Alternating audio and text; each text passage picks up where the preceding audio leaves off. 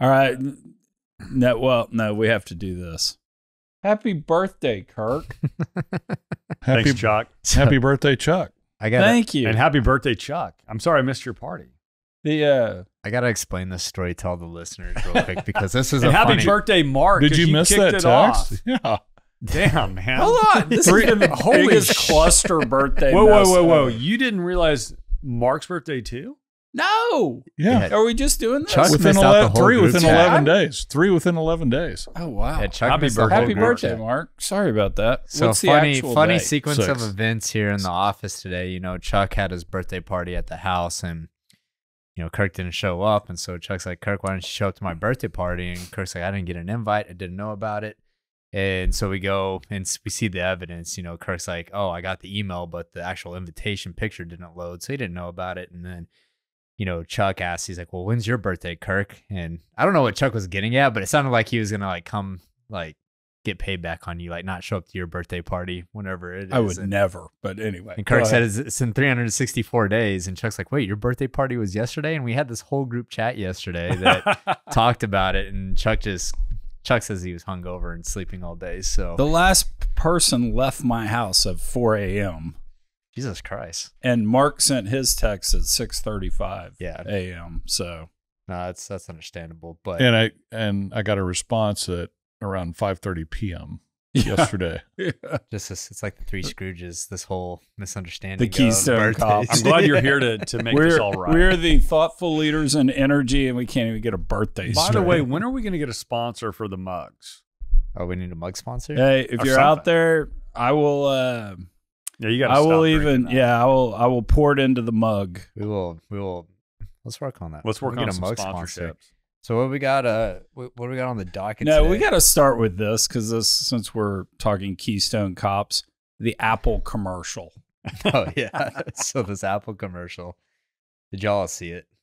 Yeah. So you know they do this very cheesy commercial where it's Mother Nature, you know, coming through the trees into the office, and she's ridiculing Apple for their net zero emissions. And this whole commercial is for launching this new net zero product, which I believe is the Apple Watch, the new Apple Watch that's coming out.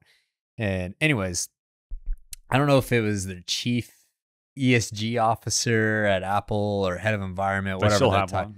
Yeah. whatever the title is. But you know, she stands up and she says, you know, we're working to permanently remove all carbon from the atmosphere.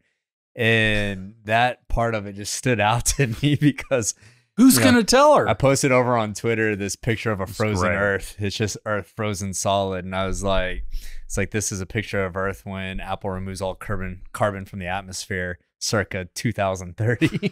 And it's like, I don't think people understand what they're actually talking about or saying in these things because yes, hey, you can remove, you know, your emissions, work to get net zero, but permanently removing all carbon from the atmosphere doesn't sound like a good time for life on planet. The vegetarians all got together and were like, no, don't take our food away. Or they probably didn't even get it either. It was the actual plants. I think it was they actually got together. Was it John Kerry that just came out saying that the farmers in the United States need to stop growing crops because it's ruining the environment? Yeah, I saw that. I mean, there's a war on farmers right now. You've Absolutely. Seen this Well, you in saw other European countries. Yeah, Netherlands for sure. Yeah, Netherlands. Yeah, and so huge war on farmers. I don't know if y'all saw that tweet. That Let's I get an posted. ag tech sponsor for the mugs. There we go. I like that. Kirk's in sales mode today. I love Paint them John Deere green. I love it. John Deere green. I like that. You know, I'd posted this other picture on Twitter, and it was a picture of a T-Rex and a burning Earth. And I was like, you know, maybe if dinosaurs would focus more on ESG and carbon credits, they wouldn't have died of climate change. I always thought it was an And, asteroid that killed them, but is that Well, is it was, that but the science asteroid. fiction? Well, no, the asteroid created very volatile climate change, and so happens. Asteroid hits, and then boom, you have all of this debris, and so you go into an instant, like everything burns, right? And so forests, everything are on fire. They say the dinosaurs probably died within like a couple months, like all life. And then what happened is all the ash created a winter because it shaded out the sun. Yeah. And the only living life was if you were underwater or underground. And then Or even Keith at that- Richards. And then at that point, even at that point, 90-95% of all of those species were wiped out too. I just want to, I mean, I've watched a few like documentaries, but why do they always say they died instantly? Because I just don't believe that everyone that dies, you're like, they died instantly. Well, no, yeah. I mean, it depends on. You said 2 months. It depends on the time horizon. I mean, you think hundreds of millions of years to evolve to that point, and then within a matter of months, it's all dead. So on a long enough time horizon, it does. That could happen to us. It very much could. I don't think nanosecond or less on the geologic time scale. Yeah, exactly. But I don't think that we take that threat serious enough of asteroids hitting. I will say though, the reason I came into 2010 to get into oil and gas is because I believe that it's going to be oil field services, the drillers that are going to get on a spaceship, probably on one of Elon Musk's spaceships, and they're going to drill this asteroid and blow it out of the orbit heading our way. Totally, Bruce made a Willis. movie on that. Yeah, I think Bruce Will. I love that. I was always kind of salty that I wasn't cast for Deepwater Horizon. If they make a remake of Armageddon, I got to be on that. Nice. This is my pitch. Whoever's out here watching, if so you're gonna make Armageddon, that's me. My favorite reptile Keith Richards story is Keith Richards walking through a pet store, and the owner's like, hey, this turtle actually lives to be 300 years old and all. It's a great pet and all. And Keith goes, just like that turtle. You just get to know it and then it dies on you. Have y'all ever watched the show? It's on Netflix, called Ancient Civilizations. No. It's really interesting with this because guy goes around and looking at all of these landmarks in these mounds. And there's actually one of them's in Louisiana. I didn't know that Louisiana had so many mounds from ancient civilizations. And the very peculiar thing about all of them is that they're built within alignment of true north, and they were tracking the stars with it. And essentially the whole thesis here is that humans are actually much older than what archaeologists officially credit, and that they were wiped out by severe climate change and flood. And he thinks that the hypothesis is that they were so obsessed with the sky because they wanted to be able to track like when asteroids were going to hit the earth, because that's what killed everyone. That's interesting. Yeah, it's super interesting. And it's also interesting because if you think about modern day humans, like we don't look at the stars because there's so much light pollution, right? Like we've lost our connection with space. Like we just don't think about space. No doubt. And so I've been thinking about those things a lot, but I do not think that we take the threat of asteroids hitting the planet seriously. Now that you talk about ancient civilizations, I was at birthday dinner last night. Thank you for the well wishes. Did you miss the invitation? And at the dinner table was this question. I was asked, how often do you think about the Roman Empire and Roman civilization? I was like, I don't know, maybe like 2 years ago. Boom, on my phone pops up learning about aqueducts, which I actually am fascinated by. The Romans. There's a meme going around that's like engineers today can't build without AutoCAD, and dude, it's amazing. It's amazing what they've built. But the question is, supposedly men think about the Roman Empire all the time. Well, Chuck came into the office this morning. He's like, hey, why all of a sudden is everyone talking about the Roman Empire? Is this like a thing? And I was like, yeah, it's a meme that just blew up. But it's funny because I didn't know it was a thing. And someone asked me, they're like, hey, how often do you think about the Roman Empire? And I was like, honestly, I think about pre-Romans, more the Greeks. I got a picture of Alexander the Great hanging above my desk because like that's more my era. And then I get over on Twitter and I see like people talking about it, and I was like, oh, is this like a real? We also have a life-size version, which is not very big, of you hanging out of Digital Wildcatters headquarters. Oh yeah, we got the bobblehead in the window. My Roman awareness is really sparked by the long-running meme video clip from Life of Brian where he's selling concessions. I have no idea. And he encounters the People's Front of Judea, and they ask him how much he hates the Romans, so he wants to join the People's Front of Judea, and he says, a lot.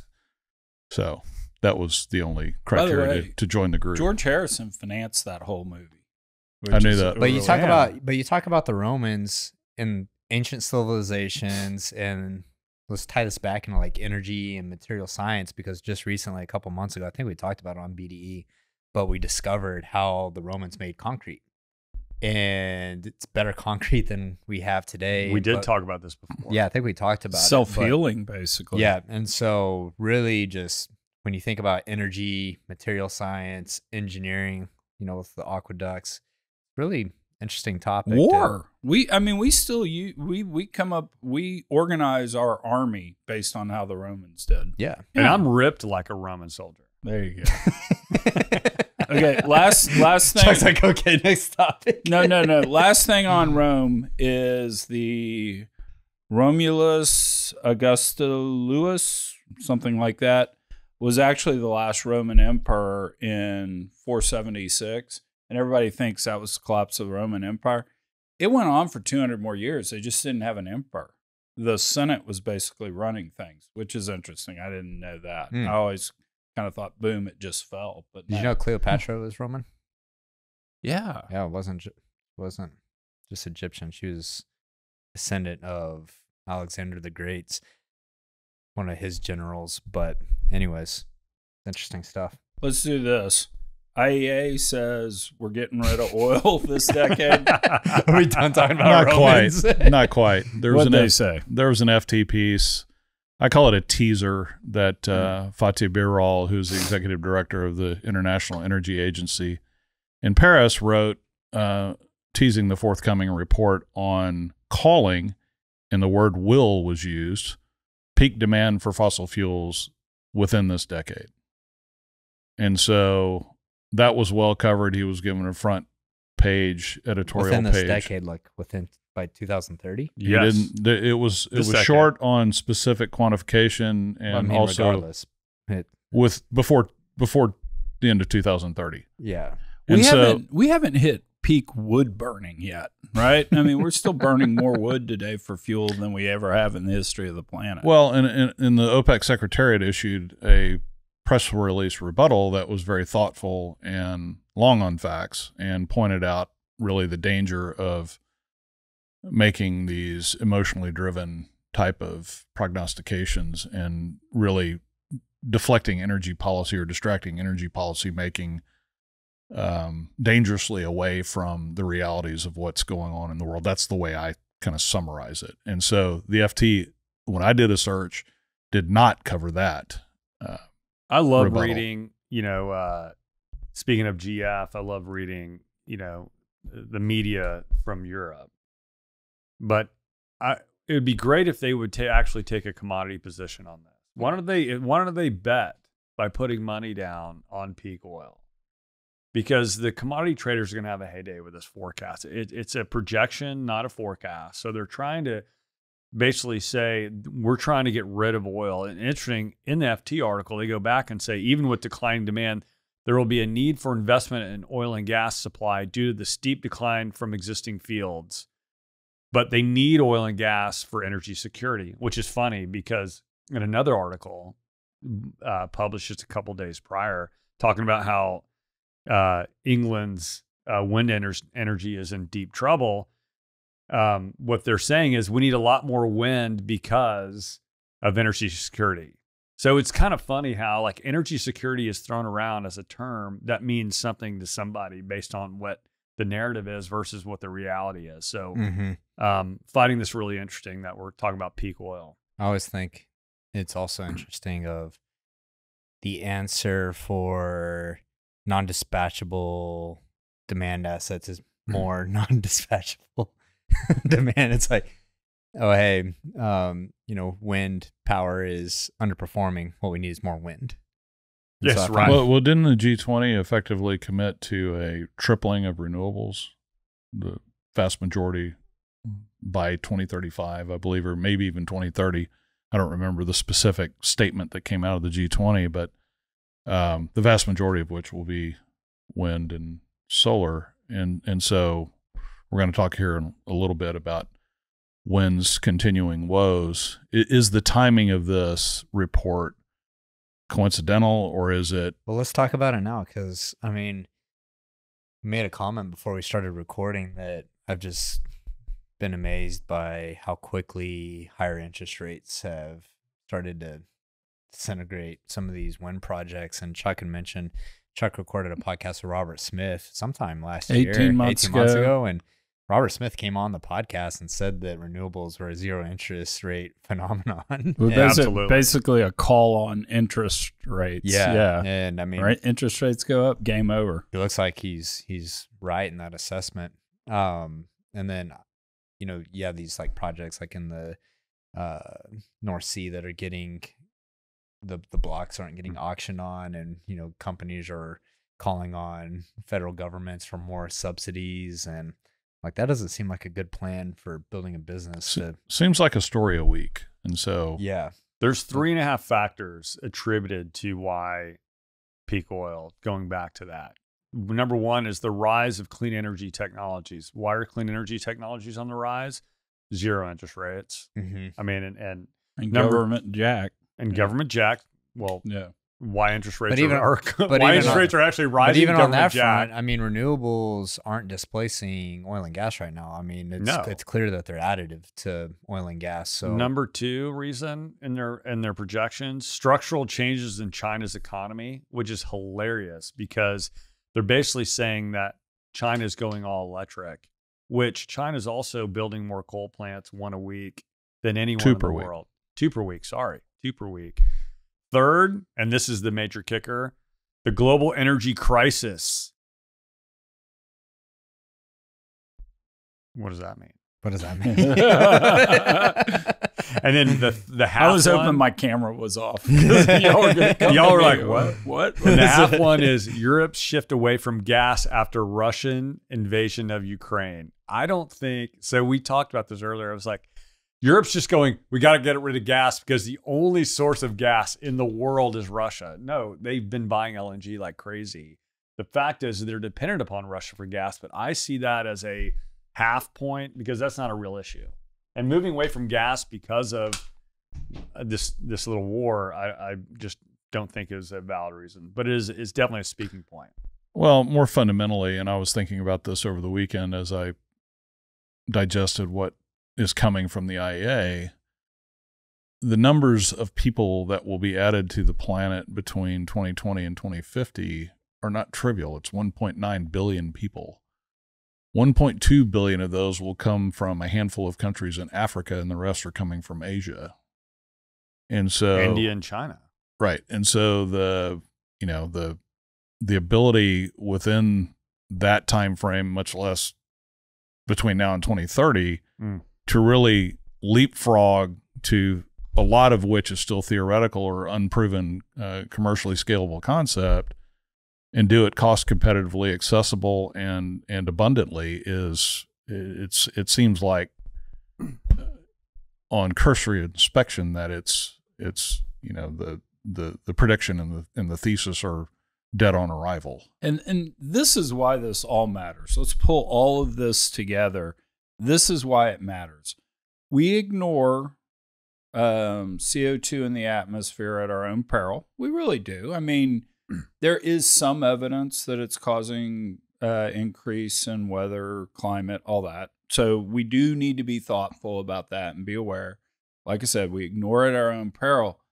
But we've got to come up with a solution that deals with realities of dispatchable power, China building 2 coal plants a week. We can't just willy-nilly it and say, oh, we're going to build wind farms. We've got to be thoughtful about this. We've got to know what our existing technologies can actually address, and maybe money is spent better on next generation technologies, because at the end of the day, there's only so much of other people's money we get to use to solve this. So that's a good point, Chuck. I think that's what. So we're not sitting here being anti whatever. We just got to be thoughtful about it. No, we've talked at length about what the industry should be doing, the oil and gas industry should be doing, which is fugitive methane, it's flaring reduction or elimination, and in the broader category of everybody wants to mitigate or eliminate pollution wherever they can.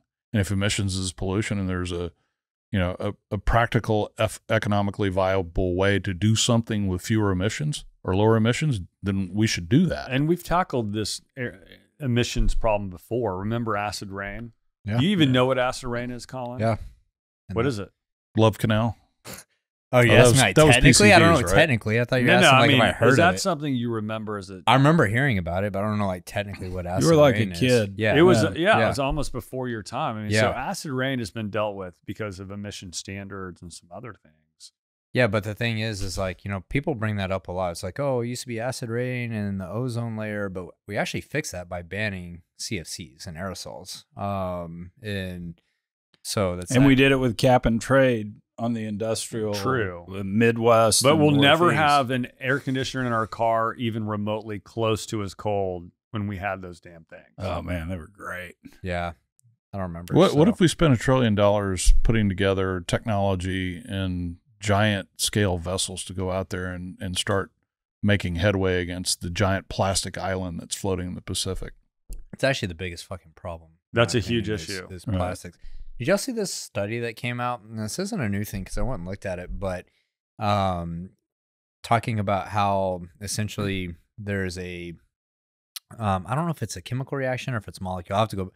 I'm telling the story without any information, so we call that Monday. But let me preface with that. But anyways, I saw this study come out and I thought it was interesting. I started Googling it, and there's even like right now I'm looking at an article from NASA back in 2018 that greenhouse gas detergent recycles itself in the atmosphere. And I was actually talking about the study that I saw was about how methane and CO2 are actually naturally broke down in the atmosphere. And there's still studies coming out on this that we really just don't understand. And it's OH, it's a hydroxyl radical. And it's a molecule made up from one hydrogen atom, one oxygen atom with a free electron. And anyways, I've never heard anyone talk about this, and it's super interesting that, oh, hey, maybe let's do some research and talk about it next week. Yeah, we should, because I saw some study come out, and it was from one of the universities and was talking about it. We still don't have a fundamental understanding of how these gases are dealt with. And that goes back to our point that we've talked about a lot on the various podcasts around here, that whales are actually one of the greatest things for carbon capture. Oh, speaking of the whales and Apple, Apple has taken all their shipments. This is part of their plan from air by plane to sea to vessel. And I'm like, we're just fucking up the whale population. You know how many whales are killed by boat strikes? It's a ton of them. And just to rehash, because I love this story, it's basically the average whale will have, I think, 35 tons of carbon in it when it dies, sinks to the bottom of the ocean, which is a good thing. And then about 40% of photosynthesis that happens on this planet is done by plankton. And the greatest environment for plankton is whale shit. So the fact we've taken whales from about 5 to 6 million on the planet down to about 1.2 today, kind of from 1850 to today, that's had a real impact. And now we're potentially killing them with our wind farms, and Apple's killing them with ships because young whales are curious about a ship, go up and boom, get bonked and die. So, yeah, that's a lot of nature's not gonna be happy about that in the next commercial. Well, I mean, are we talking about whales? Let's talk about whales. Talk about whales. I mean, talk about whales a lot. We've talked about sort of the wind farms, right? About didn't we talk last week about how there's no bid, the auction? Yeah, up in the UK. In the UK, where no one bid on it, and the CEO of one of the largest renewable companies, RWE, came out complaining about it, saying, they didn't see any bids because the UK government is not up on inflation because the price for the energy was too low for wind to be competitive. There's other sources that are more competitive, so they're asking for wind the bidders to bet on prices that were too low for them to make money, and so no one bid on it. Yeah. And so it's funny to hear in that story about how they're complaining that in order to reach UK's climate goals, they need a lot of wind, including energy security and Europe's energy grid. They're concerned about the security of the grid is you need a ton of wind farms, which is kind of an oxymoron.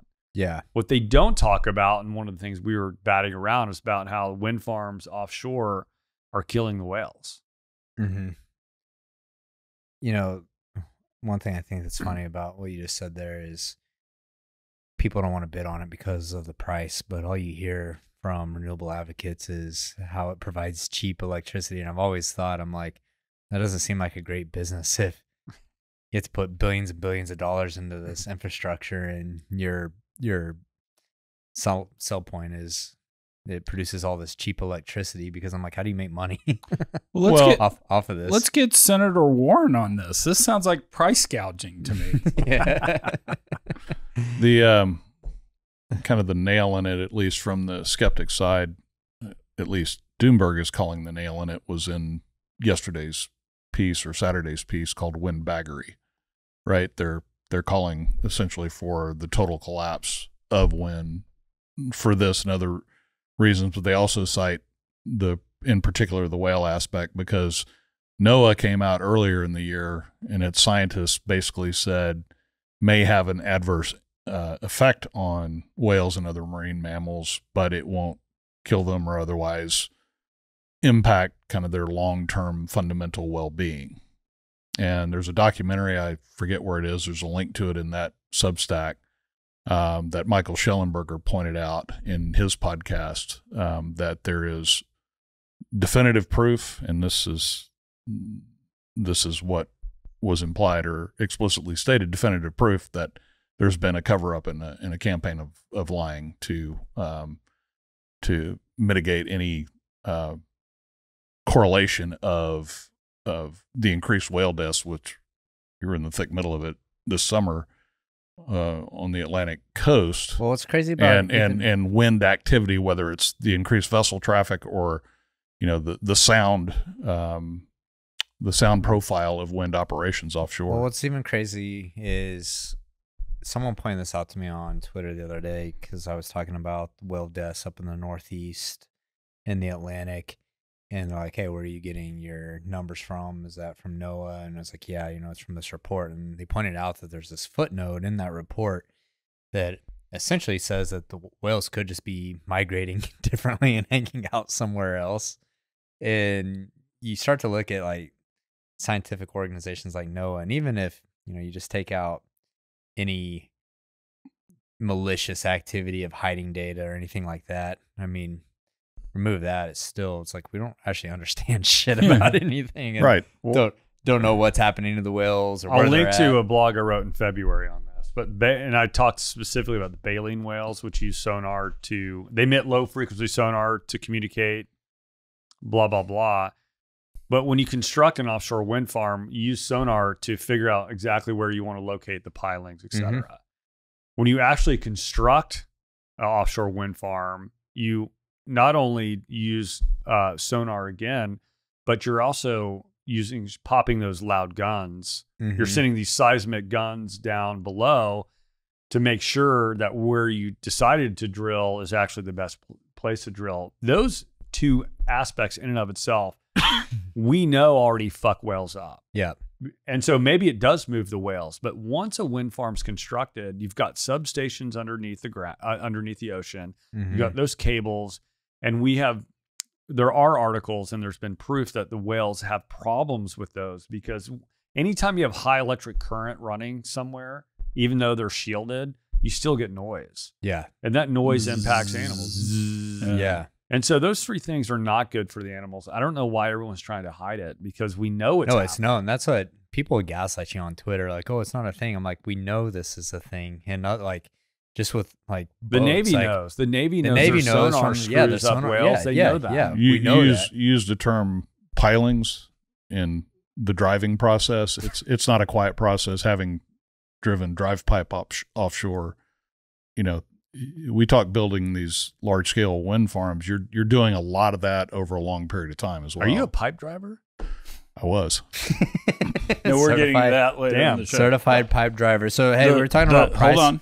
The sea was angry that day, my friend. Greatest Seinfeld, second greatest Seinfeld episode of all times. So we're talking about price gouging. Yeah, go to Mike Wirth. I was going to go to Mike Wirth. Well, let's go to Mike Wirth. Let's go to Mike Oh my Wirth. gosh. Chevron's Mike Wirth predicts $100 oil over on Squawk. Is that Squawk Box or Squawk on the Street? I don't even watch. Squawk on the Street. Squawk on the Street. I thought this was pretty funny because we're already at $90 oil. So, predicting go out on a limb there, bud. 95 if you're talking Brent. So yeah. Mark, tell us. Why did he do that? Why would you go on TV and call for $100 oil? Why would you?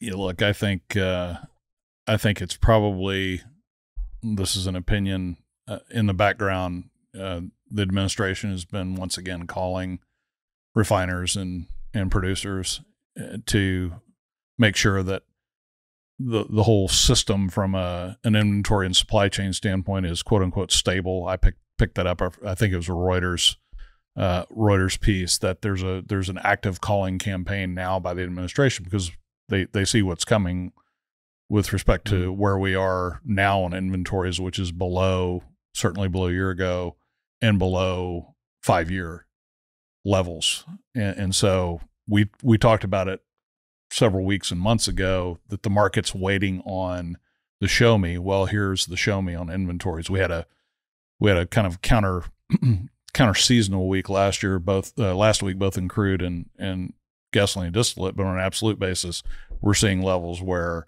if we continue to draw from here meaningfully, it's going to be, it's going to be putting upward pressure on prices. Mike and we're heading into an election year. Was he celebrating the $100, or was he just saying, hey, based on these fundamentals, I believe it's going to be 100? It's just a matter of fact, talking about the fundamentals. Supply is tightening and inventories are drawing. And look, we're in the 90s now. We fully expect to be at 100 pretty soon. And I read Dan Pickering's August summary last night. He posted that on Twitter for his investor clients. I guess it's for all of his clients, but he's revisiting or putting the notion of $100 oil is not good for demand. It's not good for anybody back on the front burner, just so people don't get too giddy and remain cautious with respect to what it could mean for demand erosion and energy stocks. But reality is we're seeing what we expected to see absent a recession, right? Mm-hmm. And if you look at rig count, it continues to drift lower, maybe week to week, pops up and down, but we were down 2 again week over week. California weather, right? Right. Same thing. Down 2. Down 5. What are you hearing on the street in the oil patch on rig count? Anything? Well, I haven't heard anything. No one's really talking about it from what I've seen. So I don't know if it's really that noticeable out in the Permian or not. Anybody talking about RFK Jr.'s fracking ban? Well, that's what I was going to say. Campaign promise? Like, man, that's going to send oil up to past 100. I will say this earnestly to him. RFK Jr., please come on the podcast and let's talk about it. Because say what you want about Which one? him. Dislike, whatever, whoever. Whatever you say about the guy, he is smart and thoughtful. I want RFK, and I'd want to have a discussion. Look, I want RFK to come onto the podcast. Either one. No, both, bro. Yeah.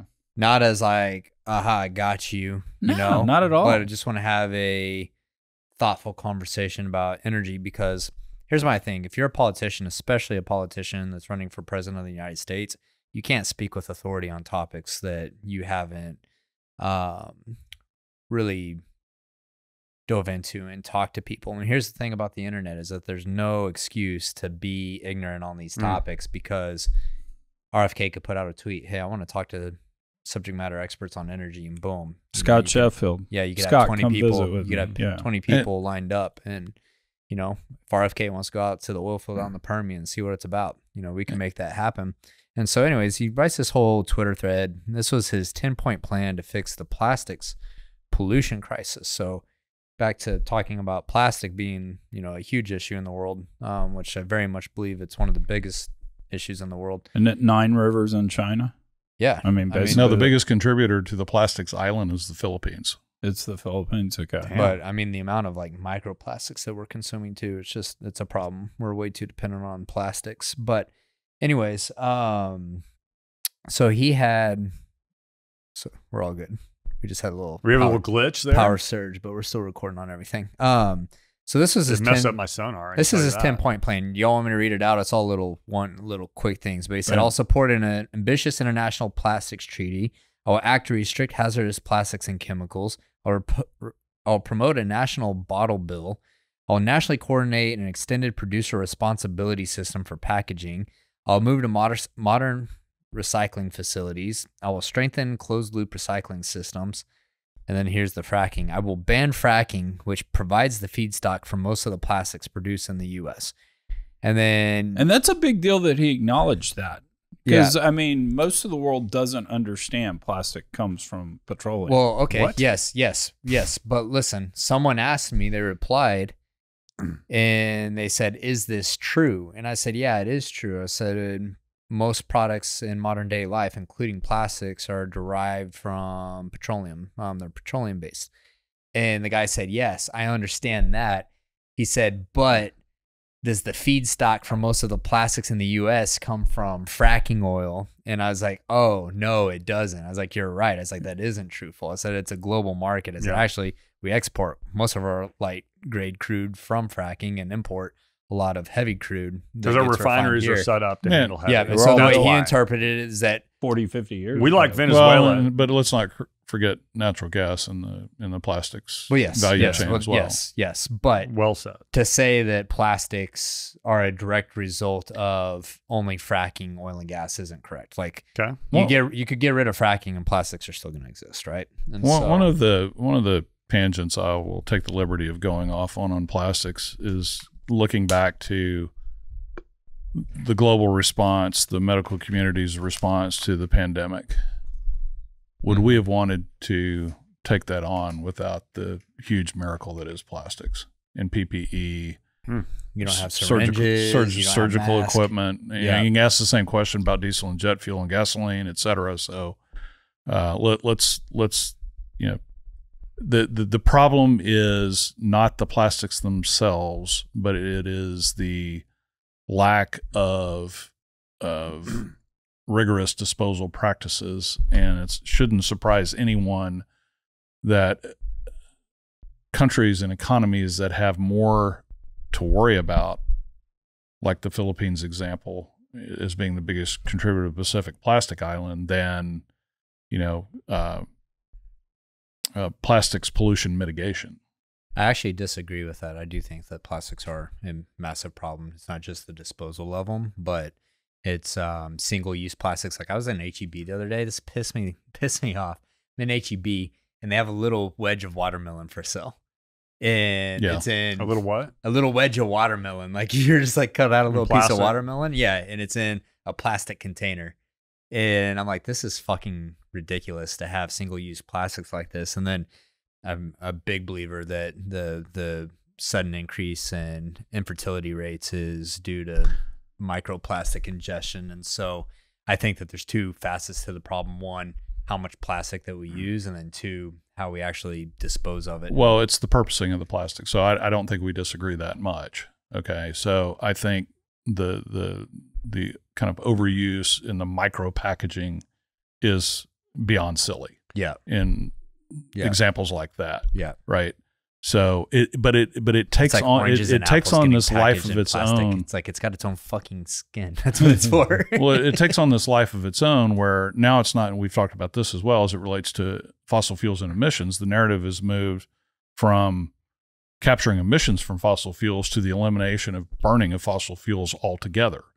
And now that the industry is proving some viability and commercial scalability to carbon capture, wait a minute, we that's not what we meant. We meant let's get rid of it. So let's condemn plastics is kind of the way the emotional reaction would happen in today's world. Yeah. And that pendulum, I don't think it ever will, but that pendulum could swing too far, and the detrimental effects of not having plastics in some critical areas like medical and food storage and all of that type of hugely human beneficial aspects. Well, let's show the incentive, because when I was surfing a lot, especially when I was younger, I'd take these trips to Mexico, middle of nowhere. We'd take a car, and we'd stop in some small town. We're like, man, I just want a Coke right now, and we'd like, I want a Coke. And a Coke. a Coke, Coca-Cola, or whatever. Not Pepsi. I'm from the South. Whatever. Not some Coke. They would not take some the, Coke. The first Hey, time Coke. this ever happened to me, they'd take a Coke and then they'd pour it into a plastic bag. I'm like, what are they doing? And then they'd wrap it around a straw, tie it off, and give it to me. I was like, Why? what the hell? Because they would recycle the can. And Oh. This was more 5 valuable or 10 to cents. keep this. Yeah. and give you the plastic. And they gave me the plastic. So I was like, of course. Where do you think that plastic ended up? I'm sure. Yeah. I mean, I didn't throw it in the ocean, but Yeah. someone did. Yeah, for sure. No, it's that's kind of stupid. No, that they're doing what made them the most money. Yeah. Yeah, I mean, if you look at the incentive, Plastic's cheap. Yeah, and I would say that if I think you've pointed out some things on, why do the public universities get to keep so much of the endowment of wealth that is oil and gas royalties in Oh gosh, in Texas. here we go. Aggie versus you're about to do a dig at the long. No, you know the Aggie joke around that, right? I love Why did the Aggies get 1/3? They got first choice. Yeah.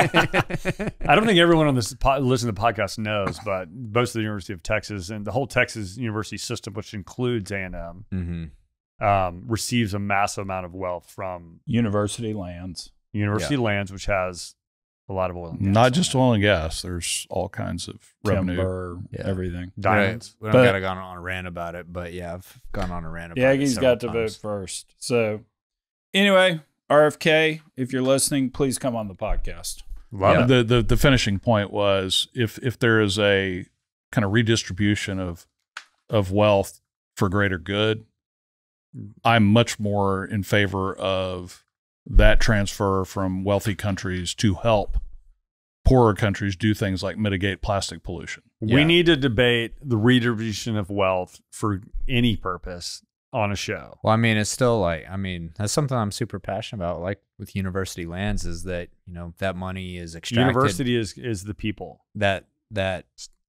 Public university. If we had the that PPO value and wealth is extracted out of a place in West Texas, and none of that money flows back to West Texas, a place that has some of the biggest underperforming. That's a good point. Elementary schools and high schools, and now you look at UT's endowment fund. The richest endowment fund. UT doesn't need any more fucking money. So not treating the Permian Basin like an extraction colony and reinvesting back into the place where the values. All right, we can So- debate public education. I'm That's just right. saying I might be in favor of the Plastic Pollution Reduction Act. Oh, Wow. Is that where you're getting? That was a really long way. I have an idea, and this has been bothering me ever since we found out he's a pipe driller. Pipe driver. pipe driver. Don't we need nicknames? And should we have our audience? I already have one. Pick what is your Sidetrack. Sidetrack. Sidetrack. Wait, Frag sidetrack is I'm already yourself proclaimed. I'm fatty. Mike Fraser. Yeah, you're the only one that doesn't You're have the a only one nickname. that doesn't have a nickname. What's yours? Nimble Fatty. Nimble Yeah. Fatty. Did you name yourself though? Oh, of course I did. You can't do that. Nimble- Someone has to come up with that. No. I besides thought it was yourself. perfect. Nimblest fat guy you ever Yeah, met. you can't change his nickname. That's his Yeah, nickname. exactly. And you are Fraxlap? Frack slap. Yeah. All right, fair So enough. we'll come up All right, with a- fair We'll enough. come up with Tech one for Tuck you. it. I was thinking, speaking of pipe driller, it's a setup. We'll work on it. Golly. Surfing fracker. No, All right, I was in talking this- about a right, big hold on. story In this show, oil and you got gas. BP's Looney gets canned for drilling without permits. This is finger of the week. I What don't do we think got we going can here? technically give it finger of the week, but Third leg of the week. Yeah, he BP's Looney got let go for There's an inside joke on this one too. inappropriate relationships, and thanks for stealing my joke. I was so proud of that, drilling without a permit.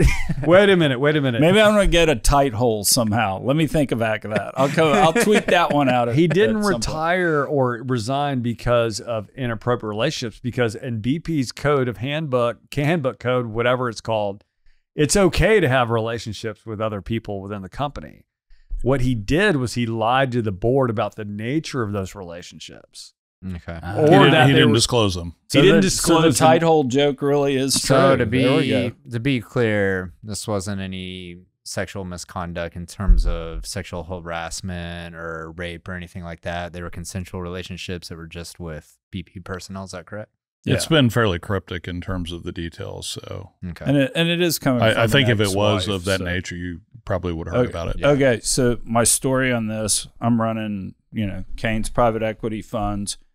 Brandon Brooks, the starting right guard for the Houston Texans, is our intern. He randomly called me up, said, hey, I want to learn about private equity. Can I be your intern? You don't have to pay me. Great dude. Best dude on the planet. So he comes down there and comes to work for us. We get Lexi, who transfers in from Chicago and joins our office, and something is going on. I don't know what it is. You can just tell, and no one wants to come tell me. I call my assistant, Stacy, and I'm like, Stacy, what's going on? She goes, I don't have any idea. And I'm like, something. Well, finally, it comes out that Lexi's dating someone in the office. And I call HR at Kane. I'm like, hey, what's our policy on this? And it's like, hey, it's okay if people date. You just can't have the somebody setting compensation for somebody else. And we went through all that. I said, it's great. And so then I'm sitting there going, well, I think she's dating Brandon. And so I'm kind of talking, and finally Stacy comes, it's like, oh, I don't know what's going on. Finally, I just call Lexi in my office. She goes, yeah, I'm dating Todd. And I'm like, really? And I go, is it all cool? Blah, blah, blah. I go, here's the policy. Here how it works. She's like, yeah, it's great. 5 minutes later, Stacy's in my office. I've never lied to you before. I'm so sorry. And all this. And I was like, hey, Brandon, I'm sorry. I thought you were dating Lexi and all that. And I didn't, technically she outranks you because you're the intern, but you are 6'7". But anyway. All right. Well, we'll see who takes over that spot for BP. It'll be interesting. I do need a job, guys. BP. So do I. So Stone is the name in the hat. Co-CEOs. So we could do a lot of damage. There we go. Mark. We could do a lot of damage in a good way. Yeah. We could three-headed monsters. Tri-CEO, or what would that be? I think it's 2 in a box because one of us would always be somewhere else. I mean, exactly. We're just rotating.